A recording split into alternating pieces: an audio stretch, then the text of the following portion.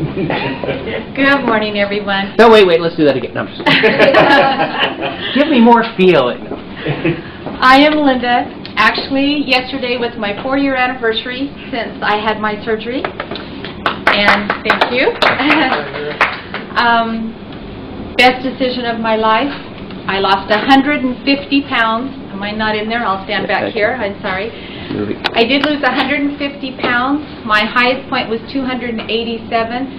So I actually weigh less than 150 now, so I lost more than half of myself. I have some pictures.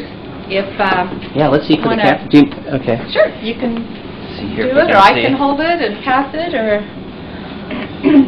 Okay, so that's the old you, and then that's the old. Here's the new you. Yay! Congratulations! You look great. Thank you. My surgery was 33 minutes. He bypassed about 7 feet of intestines. And I think one of the main concerns of mine was that I wanted to make sure that there was going to be just one time. I didn't want to go back in, to have a revision, to have more done.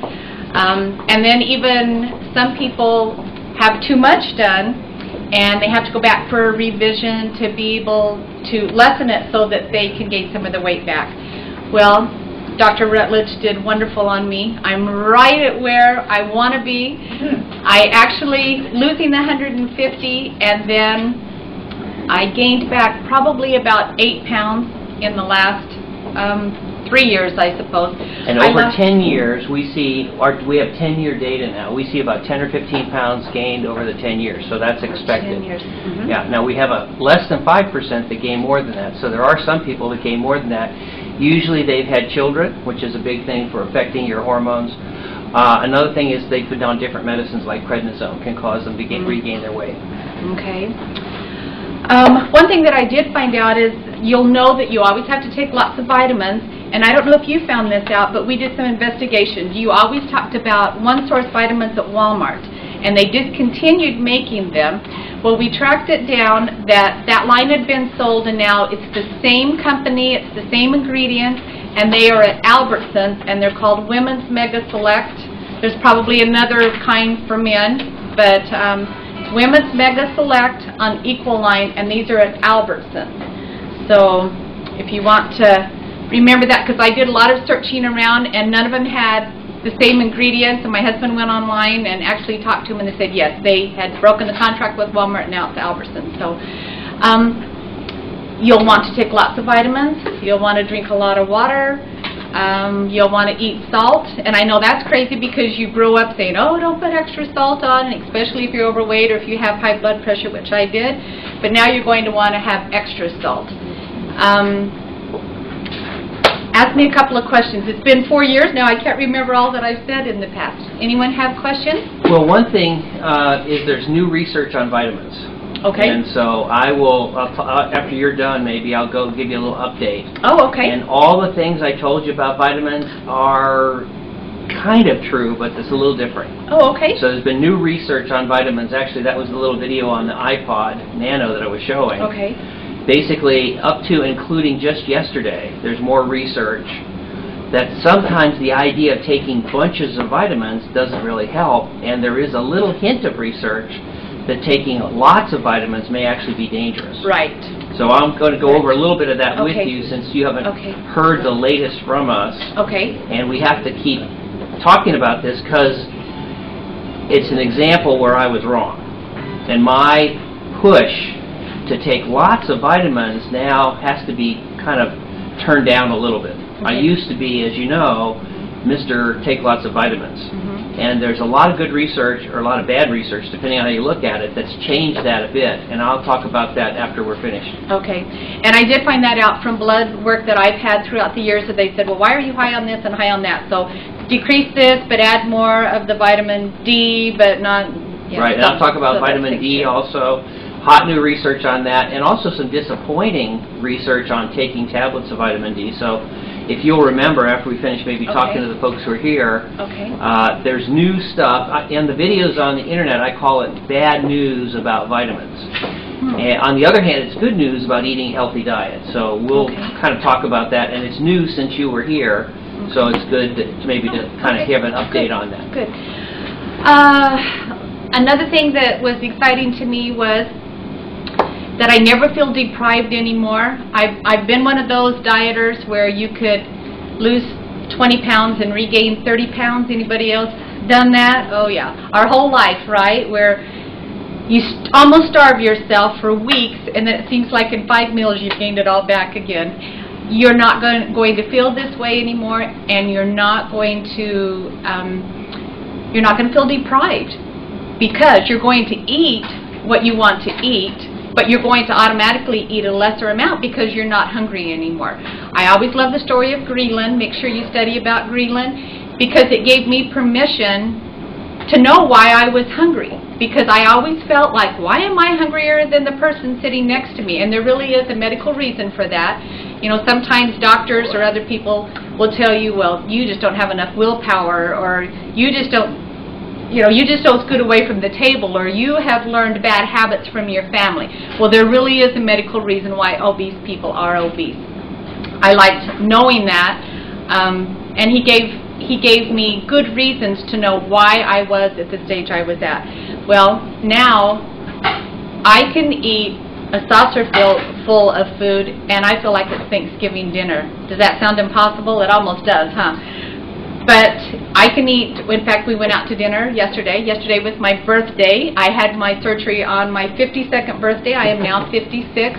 People look at me now and they say, you look so much younger. And I say, I just lost a lot of weight. But people all the time say, well, you've lost, so much weight, but you look like you're about 10 or 15 years younger. So that's another nice side of it.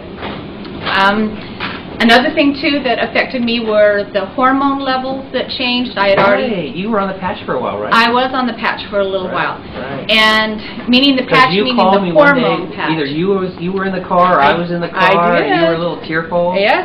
And I said, why am I feeling like this? I'm losing weight and I should be happy. And he said, well, did you put on a patch, a hormone patch? And I said, no. And he says, well, you've got the prescription, put on a patch. And then I ended up, even for a little while, had to put on a second patch. I had already gone through menopause, and the patch made a few changes, which kind of freaked me out too, because then all of a sudden I started again, and I'm like, ooh, where did this come from? But he reassured me that that was, part of the hormone thing too. I did it probably 2 months, at the most. I think I remember that. And then fine again. So there were a lot of kind of tense. Wait. Started your period? I did. Did you have? I did. Yeah. Let me give you a little summary on that. We say that the surgery can roughly be kind of described as giving you 10 years back in time. In other words, you're almost 10 years younger. And we've had people's vision go back in time. We've had their blood pressure go back in time. They say, I look this way, different kind of things. But if you take a woman who is after menopause, back 10 years, sometimes we'll get phone calls where people are not happy to go back. They're not happy with me taking them back. But we're just really surprised. We're like, whoa. So don't flip out if there's... Yes, don't flip out over that. So. Do. Right, if it starts up again. The other thing is that can happen, many women who are overweight cannot have what's called polycystic ovary disease or polycystic ovary syndrome, and with that they can have infertility. And when we operate, we can suddenly make a woman who's infertile very fertile. So, heads up. Because we've had some, again, surprise phone calls saying, Dr. Rutledge, what did you do? And I said, listen, I had nothing. Well, I won't take any longer unless some of you have questions. Well, they might have questions. Who's having surgery this week? Jenny is. My good friend Jenny. All right. So, what they might want to know about is right before surgery, were you a little nervous? Oh, yes. Yeah. Really nervous. And was the IV a big deal? Do I remember that right? No? I don't do good with anesthesia. Right. And I had a really, really hard time coming back around again. It took me about 5 days. I wasn't one of those that got out of the hospital and went shopping. I just had this cloud over me for about 5 days and nauseous and everything, and I remember thinking, oh my gosh, what did I do here? This So is you're not a pretty good down state. about the surgery and have that. And then when we hear that, if we have somebody who's gone through surgery safely and hasn't had a complication, and then we find that they're tearful or sad or frightened or worried, that's when we think estrogen patch. And I think I do remember some little tearful calls. But what about pain? How about pain for the surgery? No, pain was good. Right at my, would you Did say, you have any pardon pain? me? Pardon me? You want me to Excuse repeat me? that? Pardon me? No pain. Okay. My tummy was tender Right. if I bumped against it at the kitchen counter or something, but not pain. Not pain at all. And again, it was 33 minutes, and then it was in the recovery room. I was out the very next day. I was able to mobilize and move around. All of that was wonderful. But you didn't feel like yourself. I didn't because of the anesthesia, but I've had 2 other surgeries and they did the same thing too. So it's just I don't do Now, good since with that. her anesthesia, we've actually changed our anesthesia, and if you are interested, we can go over the new anesthetic techniques that we use. Is called opioid sparing or less narcotic type of anesthesia that we use. Other people are oftentimes worried, oh, will I wake up during surgery? And they saw the movie where there's the guy who woke up. Did you wake up during surgery? During surgery? Yeah. Oh, no. Okay. I hardly woke up afterwards. And I was cool. scared about that, too. Yeah, we're cool with that. Right. But a couple of days of just being a little sleepy, I'll take that over being awake with pain. Exactly. No, that part was all great. I do want to say that I've always referred to Dr. Rutledge as my friend. I feel like he was my rescuer. I had prayed many times of, what can I do to lose this weight? My blood pressure was high. I was on the verge of diabetes. All of my siblings, my parents were very obese. And I knew that I was going down that path. Remember, I weighed 287 when I first started looking into this. And I always thought I had big bones, but I don't have big bones. In fact, my ring size is a 4 1/4 now. I've had to size it twice. But I, again, have always recognized Dr. Rutledge as a good friend. Now, he hasn't seen me for a while because I haven't been to meetings. But as he walked in and he looked at me and he said, well, Linda, how are you? He remembered my name and he did my surgery 4 years ago yesterday. I know that you can call him when you need to. If you're in tears or you're afraid or you just want to talk to him for a minute, I still to this day have his phone number in my cell phone, and he will be the first one to give it to you because he's not one of those doctors that's going to sit behind the scene and then say, okay, don't ever contact me. Call Sandy first. I called Sandy too. I'm going to have to edit this out of the video. Call Sandy. Call Linda, you're killing me. But he is excellent, and he will always be there for you. And you have a family group here. We will always be here for the meetings to give you encouragement, to be by your side. Numerous times I have been, what's it called? The support group for the 10, but you don't do 10 letters anymore. You only do 5. That's what Jenny told me. 5 now. We eased up. See, it's even getting easier. Yeah, so, didn't seem easy to them, but they don't remember the old days. The old days. We had to walk with the uphill both ways to school and in the snow barefoot. That's right. It was hard. So, any questions for me? How long did it take you to lose the weight? I lost 115 in the first year. Oh man, was that exciting to just see the first month I was down something like 30 pounds, and then the next month I was down another 30, and it was great. In my book, and this is something that I really encourage you to do too, is log everything. Log your weight, log your pictures, so that you can see yourself, your progress.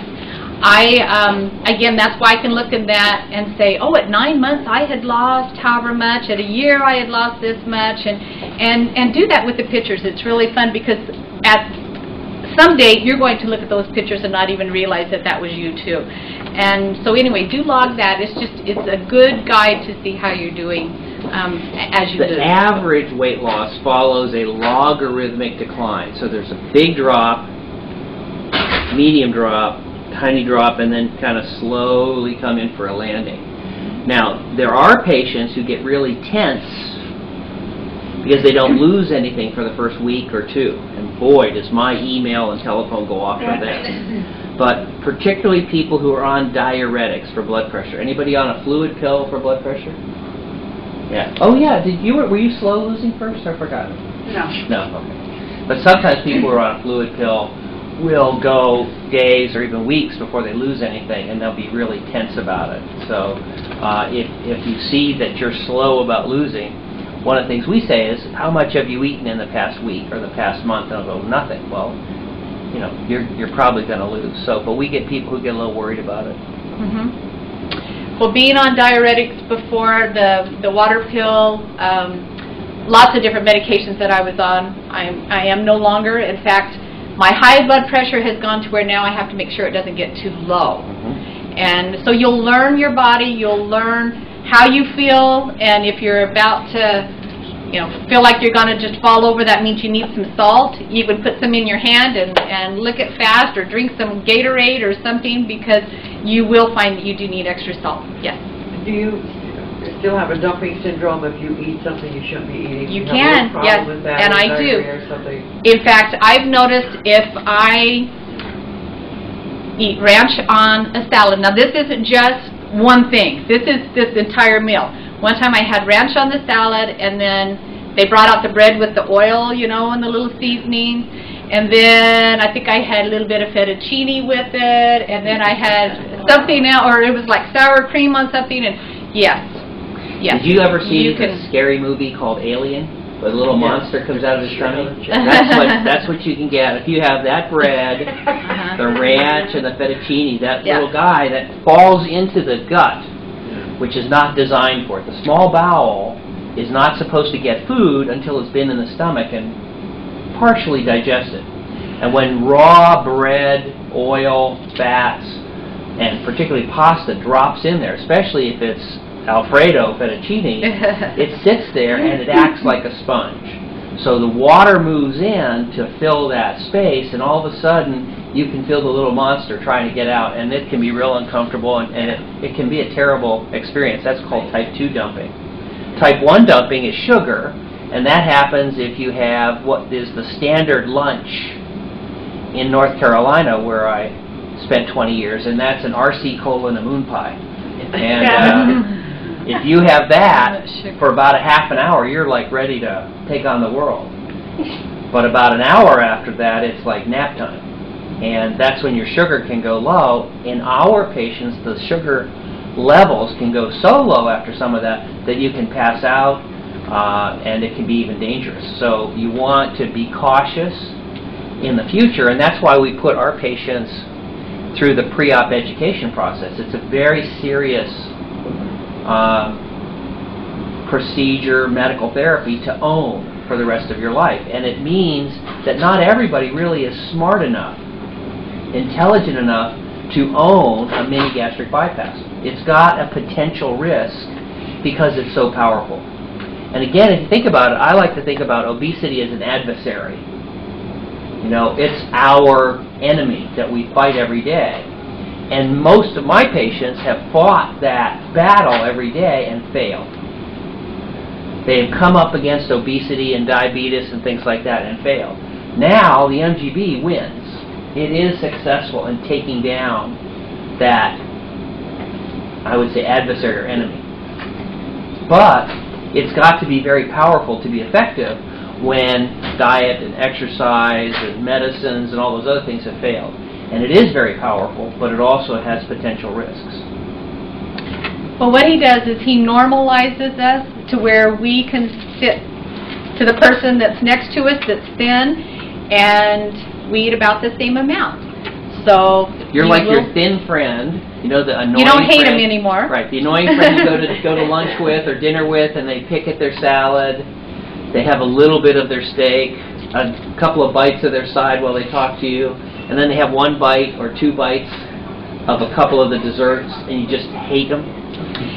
But don't go to buffets anymore, because you're not going to get your money's worth. Okay? Go only to places where you can take probably at least half or maybe even more than half home. I have taken things home and eaten it on 3 different meals. And you know, here in Vegas, they just oversize everything, which used to be really exciting because, wow, look at all this food that I have, and now you just know you're not going to eat all that. But I still am not a waster. It's really hard for me. It's probably just my upbringing. You don't throw it away. So there's starving children in China, so we should eat it. Keep going. It's okay if you do throw it away. Me personally, I still don't, but I make sure I take a container home and I'll eat on it 2 and 3 times. So anyways, the exciting part was that I was a size 24, 26, and now I'm a size 4, size 6. And let's just see me again. Yes, I still have flabby arms. And I don't know if I'll ever do surgery again because I don't do anesthesia well. But the rest of me, I feel really good with myself. I've got a thin little waist now that I didn't even know I had a waist for so many years. And it's just awesome. Do whatever it takes to get your money together because you just are buying yourself life. And you want to be around to raise your kids. You want to see your grandkids. And if you're at the health condition where that's a high risk, then there is no cost. There is no price on it. You'll do whatever you need to do to bring that money together. So if you don't have any other questions, thank you. Thank you, Linda.